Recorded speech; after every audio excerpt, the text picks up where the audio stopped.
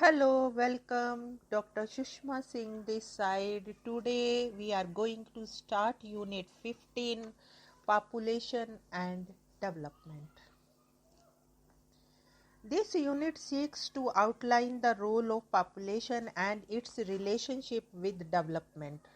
Conventionally, in India, the study of population is understood to be the concern of demographers and at the most of government census officials who bring out the Census of India report once in 10 years. Population studies, however, is more than just keeping count of numbers or of births and deaths. It represents an overview of the socio-economic condition of society and is relevant in determining its course of social and economic development. The census is a mammoth exercise, a long drawn out process of collecting data on the number of persons in India with an ensemble of information on the socio-economic status of the population. With every census, routine concerns have been raised and pronouncements made over the issue of overpopulation, levels of poverty and unemployment, and social inequalities. The significance and importance of population studies to the understanding of society as a whole, that is, the social, economic, and political sphere of life, has attracted the interest of experts from various disciplines. Concomitantly, the study of population has been marked by controversies, conflicts of opinion, and long-standing debates on the desired course of development for the country. For long, a major global concern has been the overpopulation of the world. High population rates in the so-called developing countries, primarily Asia and African countries, it is argued, add to the global crisis of providing for more persons from the limited and already overexploited natural resource base on the earth. There are various perspectives on the understanding of the global crisis and the issue of overpopulation. According to some experts, the hype associated with the role of overpopulation in aggravating the global crisis is overstated. The overemphasis on population as the cause for the crisis, they argue, shift the focus from other structural reasons for over and wasteful utilization of natural resources by the advanced countries. In this context, the development debate gains significance and brings to light the politics around the population question. The present unit attempts to present some of the key issues that are central to the debate on population and development. The first section would present a historical backdrop of the concern in population, the reason for its inception, the issue that is raised, the politics that accompanied the same, and as to how the subject of population became an institutionalized concern in international circles.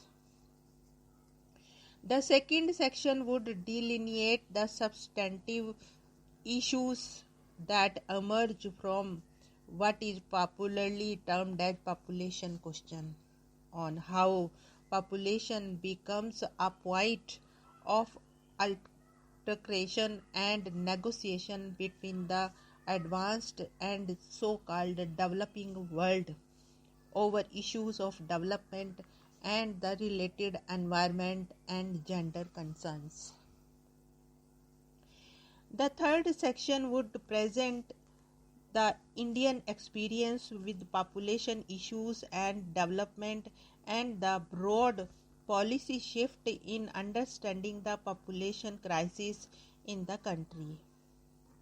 The conclusion would summarize the key issues raised in different sections of the unit in relation to the debate on population and development.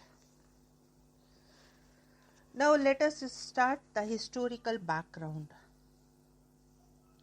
Thomas Malthus' work Essay on the Principle of Population is considered as the pioneer work on population in which he explicated the fundamental theory of population growth. According to the theory, population grows at a much faster rate than what the natural resources can provide for. The number of people doubles every 25 years if unchecked and thus grows at a geometrical rate, that is 1, 2, 4, 8, etc.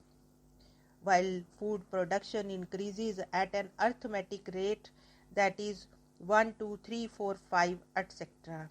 And given the limited natural resource base, there will be a shortage of food supply.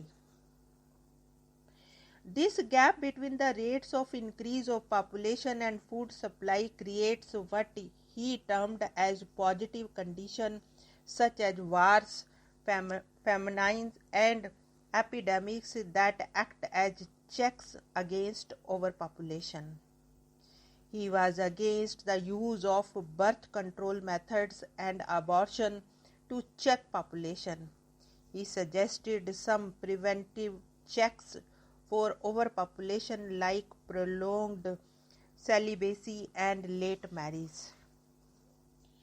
Malthus proposed his theory at a time when Europe was experiencing a decline in death rate due to improvements in medicine and an overall industrial growth. Subsequently, there was a rapid growth of population in Europe, but the spread of industry and acquisition of colonies accommodated the growing population. Moreover, between the years 1800 and 1930, an estimated 400 million migrated from Europe to North America in search of better opportunities of work. Europe experienced depopulation rather than overpopulation. America was concerned about the rise in population largely because of the influx of migrants as well as the high rate of fertility among them.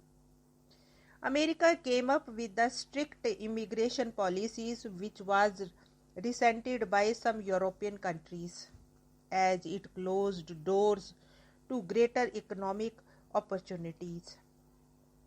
France was the first country to experience a fall in birth rate around 1800 and her low fertility rate was considered as one of the reasons for her defeat against Prussia in 1870.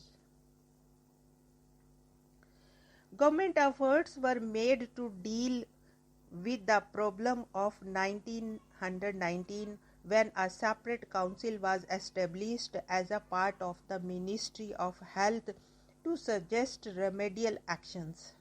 The government introduced a number of measures to encourage larger families.